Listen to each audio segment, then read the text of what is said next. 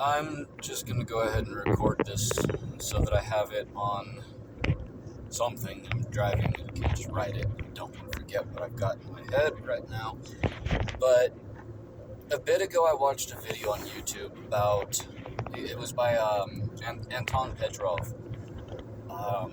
It was about a paper that they had released.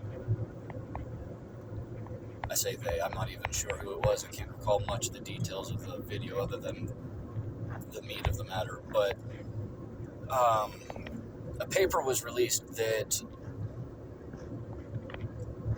explained a concept about Hawking radiation, how the fact that it appears only around black holes is false. That if space-time, if the fabric of space-time itself, it is curved in just the right way, in just the right form, in just the right shape, at the right density, Hawking radiation could spontaneously happen as well.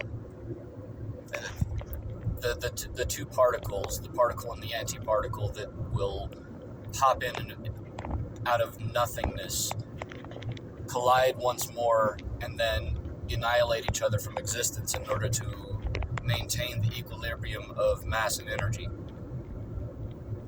Hawking radiation around a black hole, this doesn't happen because the black hole at one certain point, the event horizon, is the gravity strong enough that it pulls in half of the particle, half of the particle-antiparticle pair, so they can't annihilate each other.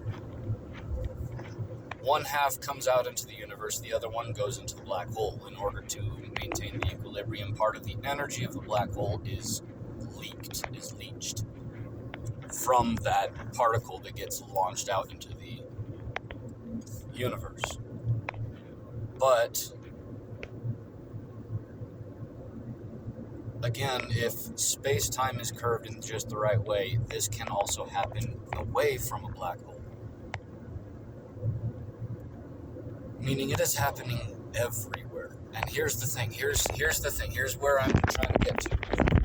So I drive a stick. But here's what I'm trying to get to. It is happening everywhere. This is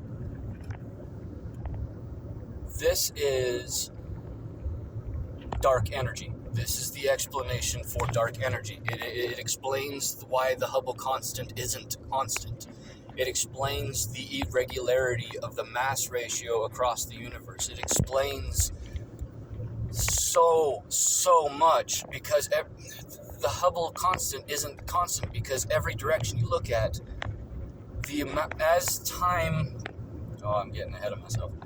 As time goes by, in one, let's call it a cylinder of space.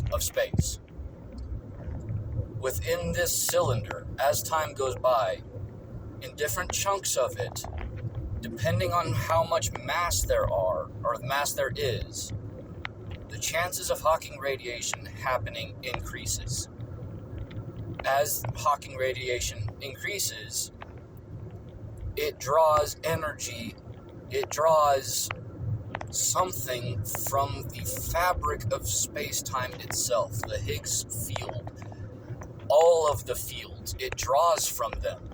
In order to maintain the equilibrium, the frequency of the fields flattens slightly,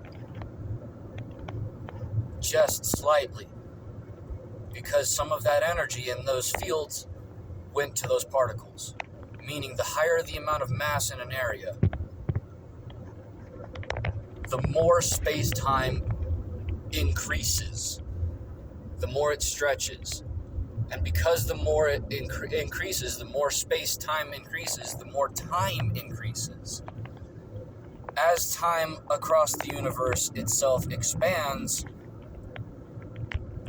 mass will become more and more irregularly position across it because of the fact it's been expanded in different directions, in different ways, because of the fact the field is being stretched in different ratios wherever the mass is because of the increase of Higgs, Hawking radiation. So every direction you look at, the amount of mass is different. The amount of mass is different. The amount of space, time is different. The amount of time that cylinder has experienced is different. This is why there is no Hubble constant. Because it's dependent upon how much mass is in the direction you're looking at. It's dependent upon how far you're looking at. That's why we couldn't figure it out. That's why dark energy is expanding the universe more and more and faster and faster. Dark energy is just Hawking radiation everywhere. Everywhere.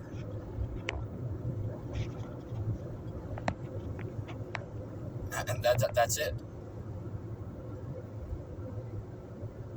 I had to get that down somewhere.